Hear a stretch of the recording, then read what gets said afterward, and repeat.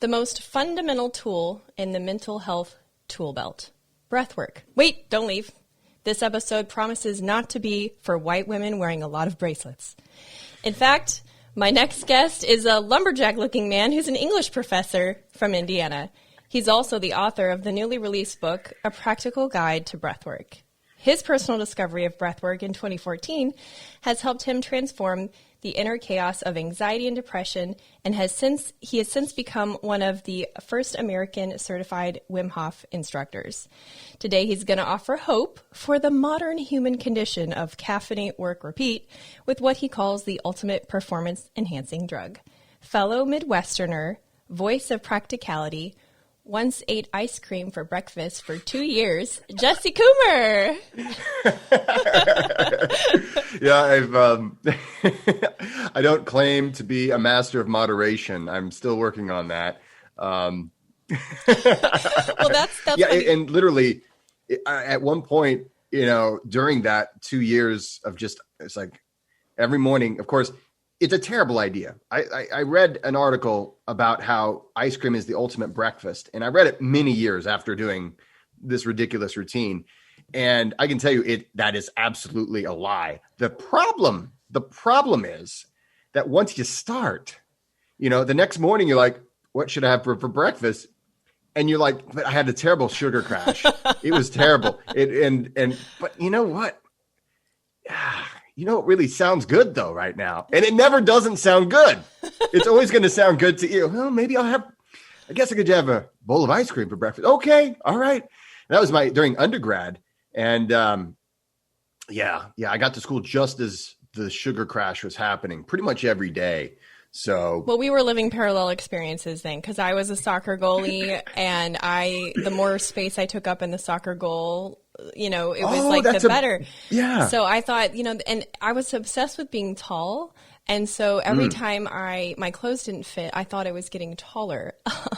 Oh, that's no, and it gets better. How cruel! Oh yeah, I have very large stretch marks on the sides of my hips, and I thought they were from diving to catch a ball in the goal, like during a soccer game. I didn't know what stretch marks were. And I was like, "Mom, check out these cool marks I got. I'm so badass." I love your attitude, though. I gotta say, it's just like everything is going my way. Yeah. I'm taller. Like, these aren't because I'm gaining excessive amounts of weight. They must be because I'm rocking it on the field. I mean, I was a confident I wasn't. But in that area, I was oblivious, I think is the word. Maybe confidence is a stretch. But yeah, I could still probably use breath work or whatever other things that are out there to help with the moderation thing. Because homegirl still has a sweet tooth. And when you said ice cream for breakfast, I was all about it. So as far as like manipulating our behavior and how we feel, so breath work. So yeah, and really, this is the modern human condition. Yeah, really, because when it comes down to it, our brains are programmed to crave these things, and it's something that whenever you want to sit down and eat potato chips and ice cream all day, there's nothing wrong with you. That's some biology, and your brain is wired for that. But I don't advise it. Right. Yeah. So how does manipulating our breathing affect our breathing patterns? How does that scientifically affect how we feel? How does that change that? You ready to nerd out a little bit? I'm so ready. Okay, let's nerd. Okay, wait, I got to push up my imaginary nerd glasses. Okay, now yes, I'm ready. There it is. Push them up. Yeah. Exactly. I'm ready. Well, first of all, when it comes to our body and mind, about 70% of all of our bodily processes are governed by what is called the autonomic nervous system, and this is a very useful system. It was especially useful for early humans because it allows us to utilize energy, and it allows us to utilize blood flow in a way that's best for our situation. And when we were in the Neolithic era, in ancient man, we were usually either in a place where we were either about to try to kill something to eat it or avoid, being killed for the purpose of being eaten. or we were in a place where we were relaxing, actually eating, where we were able to heal, and we developed this autonomic nervous system, and it's something you see all throughout nature. All our mammal friends, and your dog, your cat, we all have this, and it governs these things automatically, which is really good because we don't have to remember to beat our heart, or we don't have to remember to increase glucose levels whenever we need energy. So these things are really, really helpful. Well, the way that the autonomic nervous system works for all creatures on the planet, except for us, but it mostly does this for us too. I'll get into that in a minute. But the way that it works is that we receive bottom-up signals. And what that means is we get environmental signals. So, I guess an extreme example would be if you saw a lion chasing after you, and this was, maybe a typical day for Neolithic man, a lion might be chasing after you, and suddenly your autonomic nervous system says, okay, we don't need so much to worry about digesting lunch because we might be lunch for this animal. Yeah. So we need to run. So all of the blood would go to your skeletal muscles. You would have adrenaline, stress hormones, all these things that put you in a state of what we traditionally call the state of fight or flight. So, okay, so great. We get out of that state, and hopefully we're not in that state for very long. We can't live in that state all the time. But eventually you get out of that state, and whenever your autonomic nervous system detects safety, okay, great. Let's switch back over so we can go back to digesting lunch. And we call that the rest and digest state. So, it's also known as the parasympathetic state, that rest and digest. And the sympathetic state is the fight or flight. So those are the two states that we pretty much find ourselves in. One is generally going to be dominant over the other. Well, there's this interesting miracle that happened when it comes to humans. And I don't know if you noticed, but we're the only ones that seem to be able to talk, right? And so this is something so far, unless,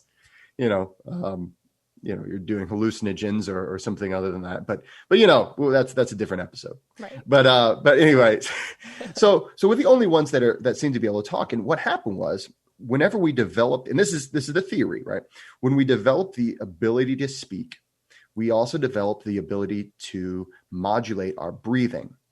And if you think about what I'm doing right now, there's an enormous amount of modulation. I mean, it would be so weird if I couldn't control the breath and in and out. It would, I wouldn't even want to try it. It would sound so weird. So it's interesting. So this was normally something, and for all of the rest of the creatures on the planet, this is an automatic thing only. So they can't. So whenever you're walking your dog or hanging out with a cat or whatever, are you a cat person or a dog person? Dogs. Okay, cool. Me too. Me too. My dog and I, whenever we're taking a walk, I'm the only one that can hold my breath. The dog can't do it. And whenever the dog switches over to panting through the mouth versus through the nose, he didn't even think about it. That was not something that was a conscious thing. We can do this. And it's all because we have this strange, this one, miracle of evolution, and call it whatever you want to call it. But we have this ability. And it's interesting that this is connected to the part of our brain that is very close to our emotion centers.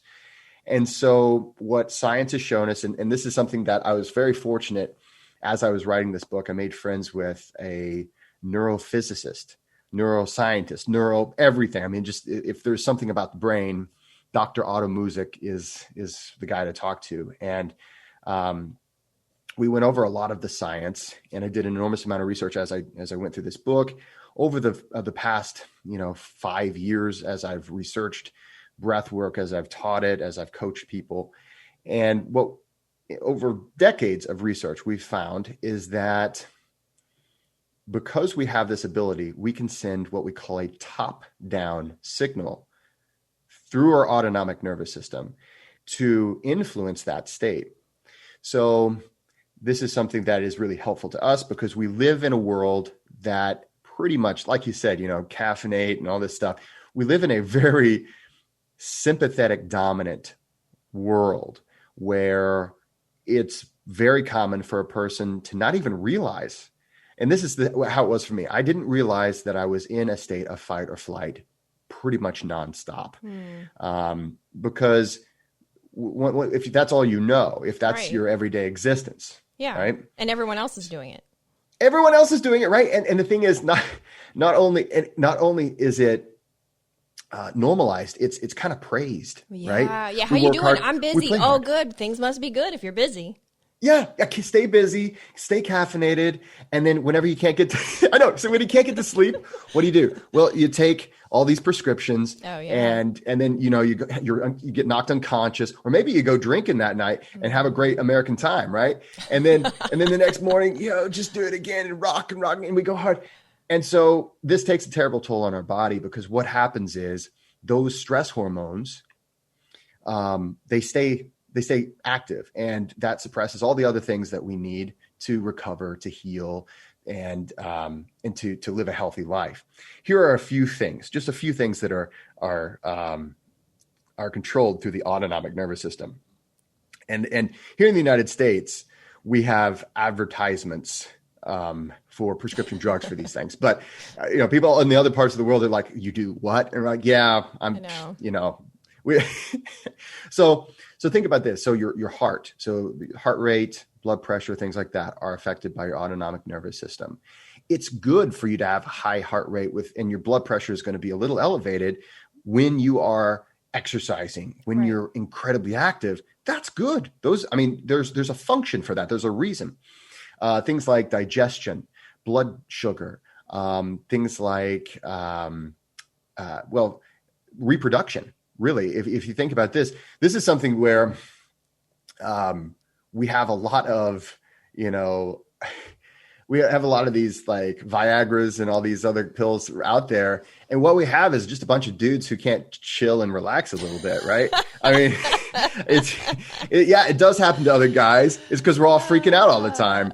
And this is one of those, I remember whenever I was dating and when I was, 20s and stuff like that, like girls would say, your hands are really cold.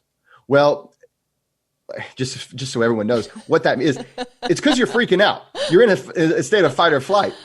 And you're getting an enormous amount of vasoconstriction. Mm-hmm. Well, when you're trying to get it on, you don't want vasoconstriction. You want some dilation, right? And that is something that we have to be in the right state for.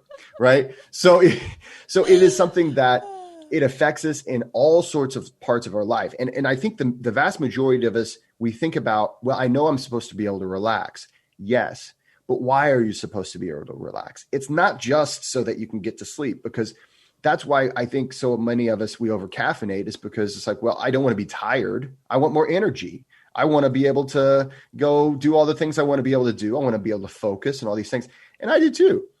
But if you constantly stay in that state, and here's another thing that we've seen, I go down, I'm so excited about this, so stop me if I'm getting too down the rabbit hole. Okay, I will.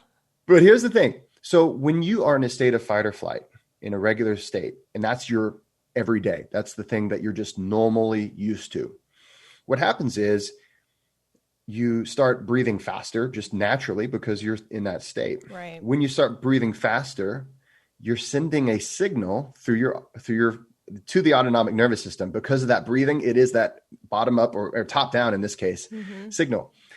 And that signal says, hey, I'm in a state of fight or flight. And then your autonomic nervous system says, oh my God, we must be in more danger than I even thought. Mm-hmm. And so it starts to ratchet up things. It starts to ratchet up this state of fight or flight. And before you know it, you're freaking out. You're having panic attacks. You're just in a state of constant anxiety. And we see it all too often. And of course, our first thing to do is to do drugs and all these things, whether prescription or otherwise. And the interesting thing is we actually have it in our capacity to just take that breath and use it to shift back into the state, or at least decelerate that that fight or flight state. And how you talk a lot in your book about posture. How does daily posture of being on the computer and using smartphones affect our breathing? Yeah, this is one that I think we all know the value of posture, or at least we're supposed to have, stand up straight. Or we know we're supposed to be like that, but what is it really doing to us, other than muscle dysfunctions and aches and pains in our body, right? Well, what happens is when you have what we call upper cross syndrome or even lower cross syndrome, a lot of people have both, because these are both dysfunctions that we get through sitting at a desk doing work on a computer. Now, don't get me wrong. I wrote this book sitting at a desk, typing on a computer. Right. So this is not something to feel bad about. It's not something that a person should be like, man, I need to stop this. We live in the world we live in. Right. Well, and your point is not to escape. And your point is that we all are suffering from this. That's what we're trying to establish here, is that, if you're listening to this now and you're like, no, man, I'm good. No, bro, you ain't good. Like, like that's what we're trying to establish here, is that if you have bad posture, if you use your cell phone, if you use a computer, if you're a mouth breather at night, your autonomic nervous system could be in a constant sympathetic mode of operation, which could break down your body, causing mental health issues. And, there's been enough of that. Like we need some new tools for the new year. Enough. Which, let me switch gears to my other question, because it's so. Does wearing a mask for several hours at a time change our breathing pattern? And if it does, how can we counterbalance the effect? Okay. So this is one of those questions that it just terrifies me to answer in the world that we live in, because it's a very polarizing question, and people have made it into something that's like, I can't believe you have an opinion on this. But here is the way that science works. Okay, so you put on your mask, and you start to notice that you're having a little trouble breathing. And the average person might think, well, that's because I'm not able to get enough oxygen through the mask. And that's not really what's happening. So what's happening when you're wearing a mask is that you're exhaling. When you exhale, there's a gas exchange in your lungs, first of all. And when you exhale, you're getting rid of carbon dioxide. And that's because in order to have cellular energy, we take in the oxygen. One of the byproducts of that is carbon dioxide. We exhale it. Well, carbon dioxide happens to be the thing that makes you feel the need to breathe. It is not a lack of oxygen. Yeah. So what you're going to feel is a greater need to breathe due to there's more carbon dioxide in your mask, right? You're breathing more carbon dioxide in. So your brain is receiving the signal that I need to breathe more. I'm not able to breathe. But in reality, I mean, you can take a look. You can just use a pulse oximeter. Your blood oxygen saturation is not being affected at all. And in fact, this is where wearing a mask, and people are going to think I'm crazy for saying this, but this is where wearing a mask actually can improve your breathing. It's like, what?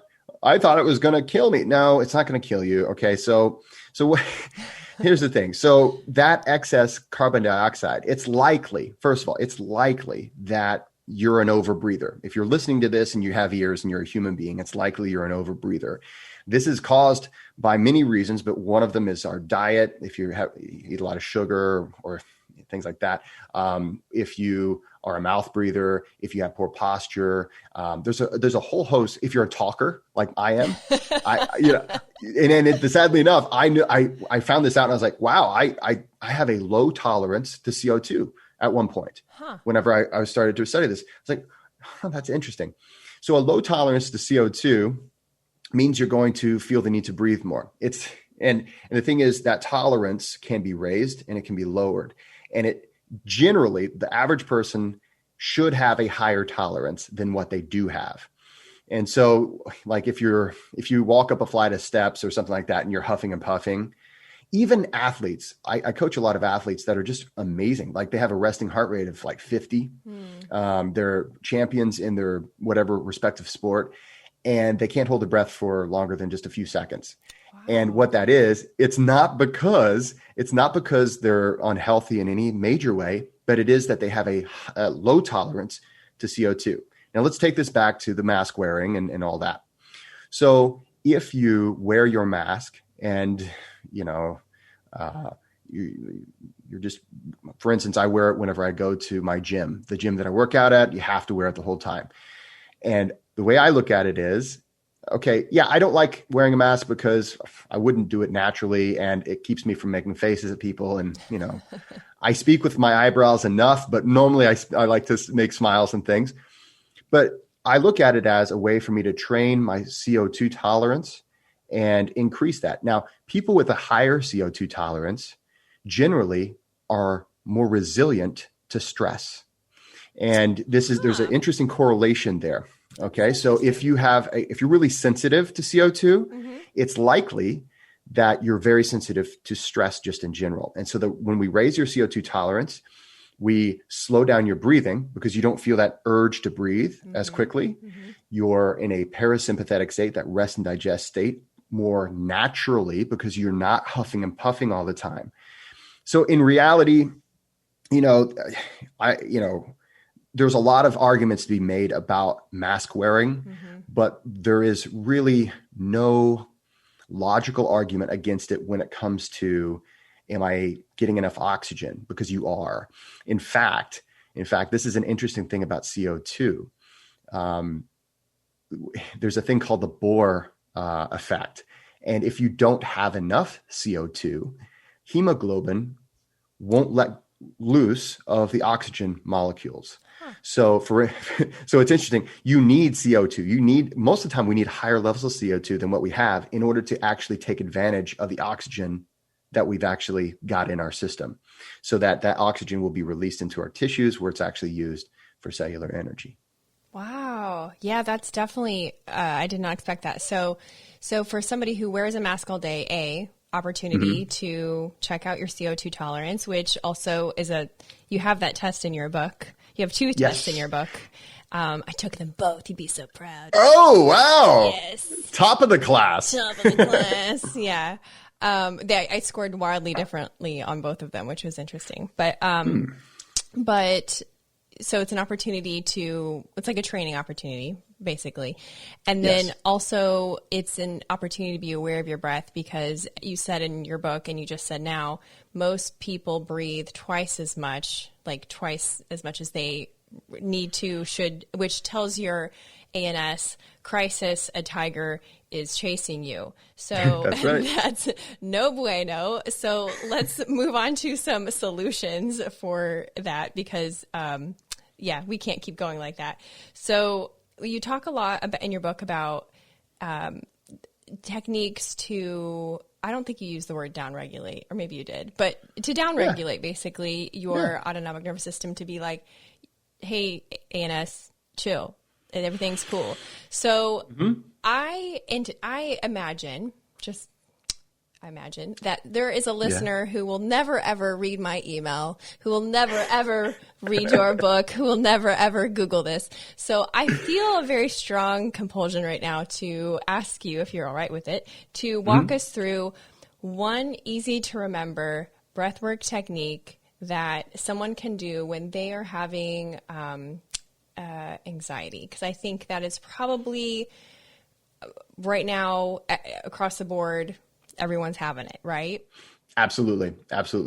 This is something that we'll go over what I would consider the easiest. Okay. But also one of the ones that I don't care if you're new or if you've been practicing breathwork for 50 years. This is one that you just can take with you the rest of your life, and it's very effective. And it's effective because it's going to stimulate your vagus nerve. And so the vagus nerve is one of the phrenic nerves. It is a very strong stimulator or a very strong signaler to the autonomic nervous system to go into a state of rest and digest or fight or flight. And so what we're going to do is we're going to use this to go into a state of rest and digest. And so what you'll want to do, let's suppose it's like, man, I had a stressful day, or I'm having a stressful day. I've got much of this day yet to be had. It's only Monday today, that kind of a thing, right? You realize this. My cameraman is like nodding his head so enthusiastic. He's like, yes, bring it, please. So here's what we're going to do. All right. So if you're listening to this or if you're watching or whatever, what I want you to do is the first step is to observe how you're breathing. Okay. So you can't switch into, there's no magic spell, right? There's no way to say, okay, and the thing is, if you go straight into a breathing technique, sometimes it causes you more stress than it's worth, because it's stressful to go into this augmented state whenever you're naturally in the other state. So we have to ease ourselves in. So naturally, just take a minute to kind of observe how you're breathing. And what we're going to do is we're going to shoot for inhaling and exhaling. And we're going to shoot for a ratio. So for every 1 second that you inhale, you're going to try to exhale for 2 seconds. So 1 to 2 ratio, inhale to exhale. And we're going to, however it was that you started, you're going to switch to nasal breathing only. And so, okay, great. We're going to just do the nasal breathing. What this is going to do is going to, it makes your diaphragm more active. So you're going to naturally be breathing into the belly more. And that's the next step. You're going to try to breathe down into the belly, and you're going to try to not breathe into the chest. So just the belly. So nasal breathing into the belly. And we're going to, wherever it is you are, try to slowly adjust to a 1 to 2 ratio, inhale to exhale. Now, one way to do this and make it a little easier is to exhale through the mouth, because it just so happens that it's easier to kind of manage exhales through the mouth, because we can kind of purse our lips a little bit. But what we're going to do is slowly but surely, and it depends on where you are, but we're slowly but surely going to work our way to a 4-second inhale and an 8-second exhale. So 4-8 breathing. And what this is going to do is a lot of things, but specifically, you're going to be breathing. You're going to be basically that every inhale and exhale. So every breath is taking 12 seconds to occur. And so just lengthening, even if it was an even inhale to exhale, just lengthening the breath is a signal to the autonomic nervous system. But since we're extending that exhale, we're sending an extra strong signal to the autonomic nervous system. You're safe. You can relax. It's not as bad as you think. It's going to be okay, right? If you want to accentuate this, you can smile. If you want to accentuate this even more, you can get into, you can lie down and prop up your legs. And we in the book, I actually have a picture of myself doing the 90-90. So that's a 90 degree at your hips, 90 degree at your knees. What this is doing is it's actually mimicking the fetal position. Getting into the fetal position is actually a really strong parasympathetic signal. But we don't want to do that when we're trying to do deep belly breathing, because that will restrict belly breathing. So 90-90 is generally as good as we can do. And why does the smiling help? Smiling is a natural vagal signal as well. Really? So yeah, it's one of those things. Actually, this was the first thing I ever learned as a kid. And I noticed that whenever I smiled, I just naturally felt better. And then later on, I found out that and kids called me Smiley when I was a kid, but I didn't care because I felt better. and so later on, I found out that whenever you smile, it's a vagal signal to your brain and to your autonomic nervous system. You can relax, things are better. You get all the signals. Oftentimes, if you can control it, right? If it's something that's controllable, but it's also automatic, oftentimes that means it's a doorway. And so if you can have a smile as a result of feeling good, you can send it back the same direction. So it's kind of the same principle as breath work. So a lot of these are little hacks. These are little hacks to accentuate your breath work practice.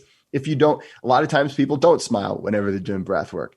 I smile a lot because I love how it makes me feel. And it's a decision that I make to be happy, right? Yeah. So, but all of these things work. And they've been studied, and these are not, we talk about woo-woo things, and I love I forget how many bracelets you have to have, these are things that, you don't even have to believe that they're going to work.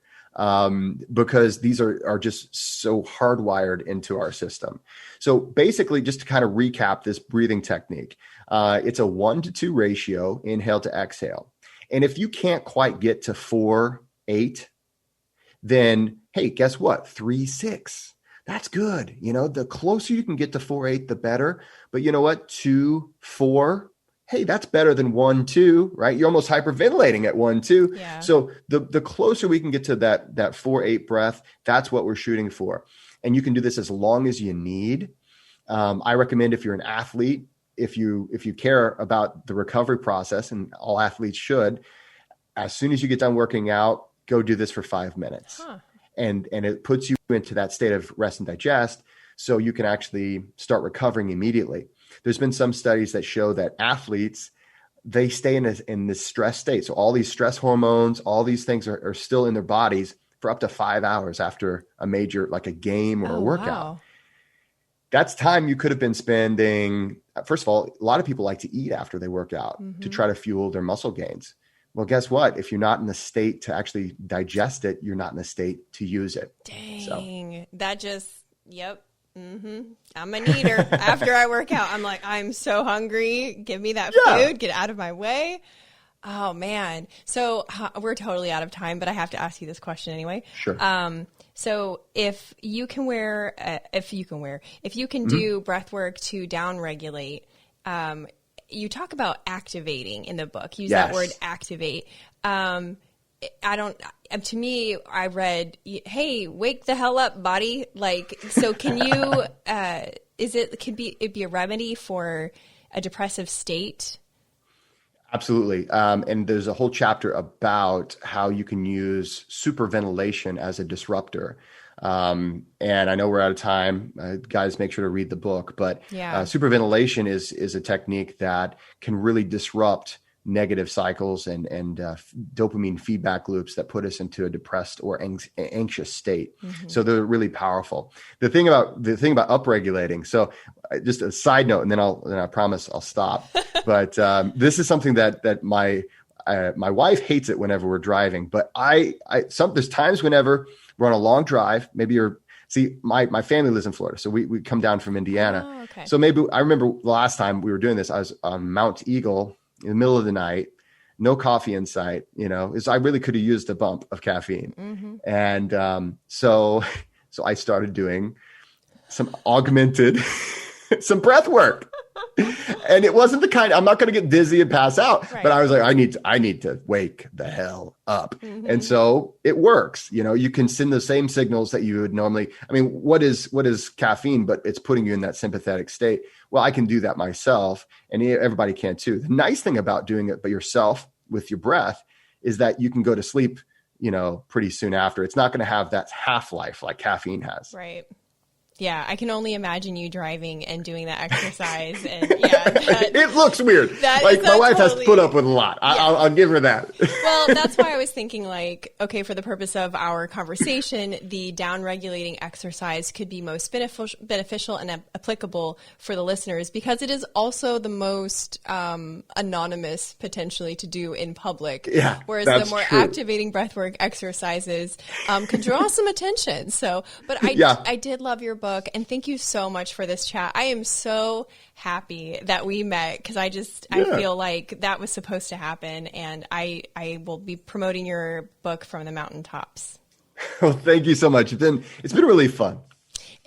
How can people follow you on social media? Where can they check out your information and all the things that you have going on? Yeah. So if you check out, you go to Instagram, it's Jesse_Midwestern Method. I'm about to change it to just simply Jesse Coomer. So I'm at this cusp part of my branding, if you will. So how about just either look for Jesse Coomer, or you can look for Jesse_Midwestern Method. You can go to my website, midwesternmethod.com. And on YouTube, I have a YouTube channel called Midwestern Method. So I am Jesse of the Midwest, and I'm proud of it. You guys have all the beaches down there in Florida, but we've got the corn here. Yeah, so, you might want to work on that slogan there. That was pretty weak. I'm not gonna lie. It's not a great sales pitch. It's not a great sales pitch. stuff. Yeah, here. and it's great. Well, thank you again, Jesse. That was awesome. That's a wrap. Woo!